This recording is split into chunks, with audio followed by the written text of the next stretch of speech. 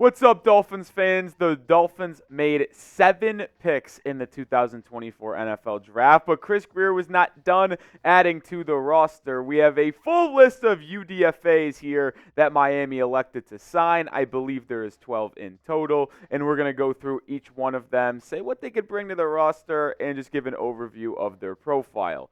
The first group of 4 that we're going to go over is as followed. A quarterback from UTEP, Gavin Hardison.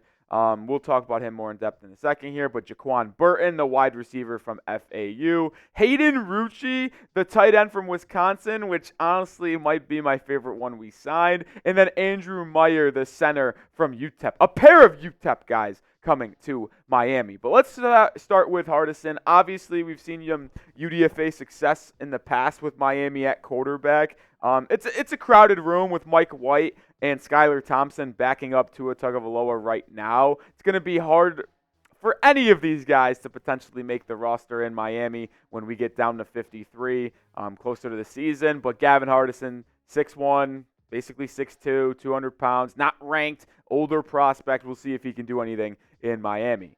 Burton stays in South Florida, FAU wide receiver, 5'9" and 1/8. It's going to be tough for him to make the roster, if we're going to be completely honest. He's going to have to really flash on special teams in order to make it, because when you draft Taj Washington from USC in the 7th round, you took Malik Washington in the 6th. You already have Easy E and Braxton Berrios there. Those are 6 wide receivers I just named that I would expect to be on the roster. And will Miami keep 7? I'm not really sure if they will, but Burton will stay in South Florida and fight for a spot. Someone I am actually kind of confident in making this roster as the 3rd tight end is Hayden Rucci. I feel like he is a dynamic tight end who showed some athleticism for the Wisconsin Badgers. He's got great size to him, 6'4", 250. He can block. You know you have to be able to run block and pass block to be a Wisconsin tight end. I think he can actually make this roster as the 3rd tight end behind Jonnu Smith and Durham Smythe. I know a lot of you Dolphins fans were upset that they didn't draft the tight end in this 2024 NFL Draft, but Rucci coming in UDFA is someone I'm intrigued in to make this team. Andrew Meyer rounds out the list, the center. Many people believed Miami might target the interior offensive line more in the 2024 NFL Draft. They evidently did not draft one guy on the interior. They pick up Andrew Meyer, though, another UTEP guy, 6'3", 3'8", 300 pounds. See if he can do anything in training camp and in the preseason. Fellas, we are so close to 56,000 subscribers, just 25 away.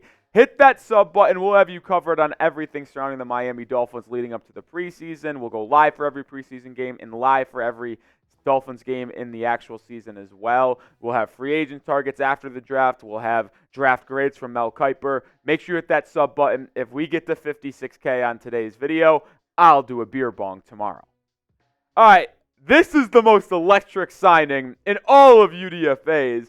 Bayron Matos, hopefully I'm saying that right. If you see his picture right there, yes, that is a basketball jersey. We'll talk more in depth in a second, but he has never played football before. He was a basketball player for South Florida, and he is making the transition to offensive line. The Dolphins picked him up. Matthew Jones, the offensive lineman from Ohio State, and then 2 defensive linemen. Grayson Murphy, the edge from UCLA, which, if we're going to be honest here, is probably the best football player that the Dolphins signed, and then Leonard Payne, the D tackle for Colorado. But how about Matos coming from the Dominican Republic, 6'7" and 1/8. He's a big guy, man. Listen, we've seen people have success in the past of being able to transition from basketball to football. Commonly, it is a tight end position, as you've seen Jimmy Graham, Antonio Gates do that movement. But Matos here is going to try to make the Dolphins roster as an offensive lineman. Like I said, has never played a snap in a football game. We'll see if he can do anything in Dolphins training camp. Matthew Jones, an offensive lineman from Ohio State. I'm intrigued by this pick. I think he has the ability to really flash here. And as we get into August, OTAs, rookie minicamp, I believe Matthew Jones, if he gets off to a hot start and gives you a good impression, there is a chance that he can make this team as a second or third string guard, but that could also get cut off if they go out and sign Dalton Risner like many of us want to do. More UDFAs to get to, but we are sponsored by Game Time, the best place to get last-minute tickets. And during springtime, where else would you want to get your tickets for concerts, comedy shows, and baseball games as well? You can also go watch the Miami Heat if you're in Miami, as they're taking on the Celtics in the first round of the playoffs. Same thing with the Florida Panthers. They got everything you could possibly need. There's nothing more frustrating than spending time searching for best ticket prices, which why you need to go to Game Time. They'll allow you to see exactly where your vantage point is in the stadium, in the venue. They got zone deals and flash deals to get your butt in the seats so you can get even cheaper tickets when you weren't expecting it. They got killer deals, and you can get $20 off your first purchase when you download the app, create an account, and use code CHATSPORTS. That's CHATSPORTS. You see it on your screen right now. They give you flash deals. They show you your vantage point. If you're a procrastinator like I am at times, all you want to do is get tickets at the last second. That's what Game Time specializes in. So download the app today. Use code CHATSPORTS to get $20 off your first purchase. Once again, terms apply. But download the app, create an account, and use code CHATSPORTS, CHATSPORTS, to get $20 off. Link is in the description and comments of today's video. All right, Grayson Murphy, the edge from UCLA, actually the only prospect that the Dolphins signed in undrafted free agency that was a draftable player, according to our Tom Downey draft expert here at Chat Sports. He had a brother, actually Gabriel Murphy, also in this draft process. Grayson is a productive player at UCLA. I think he's going to fight to make this roster. I think he is pound for pound the best player on this list that we're going over. I think Grayson Murphy is going to flash for the Dolphins in the preseason.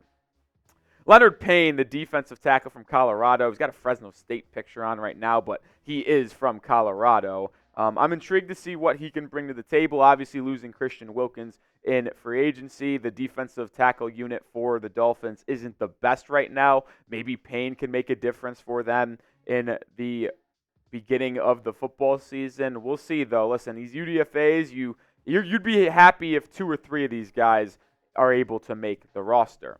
We still got 4 more UDFAs to get to, but grade the Dolphins UDFA list so far, or you could just come back after you listen to the last 4 and give a full ranking of the UDFAs, A, B, C, D, or F. Let me know in the comment section.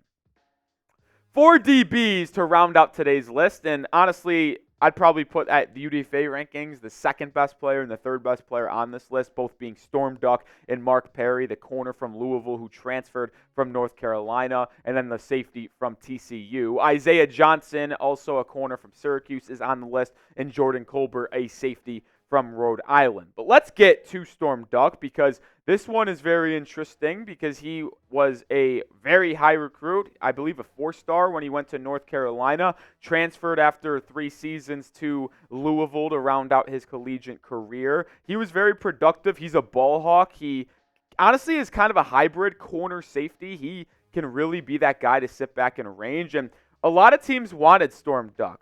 And according to Barry Jackson, they gave him a $20K signing bonus and $150K guaranteed, with multiple members of the front office calling him to recruit him to South Florida. So it's someone that they obviously coveted and other teams wanted as well, because that is a hefty price to pay for a UDFA. Storm Duck will likely be someone to make the roster in September. Isaiah Johnson, the corner from Syracuse, another DB here. Clearly the Dolphins wanted to bring in some defensive back help during the UDFA process, having 4 of them sign. We'll see what Isaiah Johnson can do. Mark Perry, another player that was coveted by the Dolphins and other teams around the league. Just like Storm Duck, Dolphins had to give him $150K guaranteed to get him to the 305, and also gave him a $15,000 signing bonus. And there was a lot of teams interested in Mark Perry's services, according to Aaron Wilson, another draftable player, according to Tom Downey. Mark Perry, I talked to a TCU alum here at Chat Sports, and he said he's athletic, he plays hard, he tackles, he's not afraid to get in the box, but is skeptical and sketchy in coverage. We'll see if Mark Perry can bring that athleticism and hard-hitting background to Miami. Last player on the list, Jordan Colbert, safety from Rhode Island. So 2 safeties, 2 cornerbacks here to round out the list. Clearly something the Dolphins wanted to address. Chris Grier and Mike McDaniel going out and signing 12 UDFAs in the process. I believe, by the way, this now brings the Dolphins roster, if I did my math correctly, to 86. I'm not a math major. I'm not good at math, so I don't know if that's actually the case. But I believe they're sitting at 86, which would give them 4 roster spots available. Could they go out and sign another wide receiver? Tyler Boyd and Odell Beckham Jr. has been linked. Could they sign Dalton Reisner, offensive guard? We'll have a full video on that later this week, but that is something to keep your eye out for. And let me know who's your favorite Dolphins draft pick as well. Not the UDFA, but the actual 7 guys picked in the draft, whether it be Chop Robinson, Malik Washington, Jalen Wright. My favorite is the Virginia wide receiver, Malik Washington.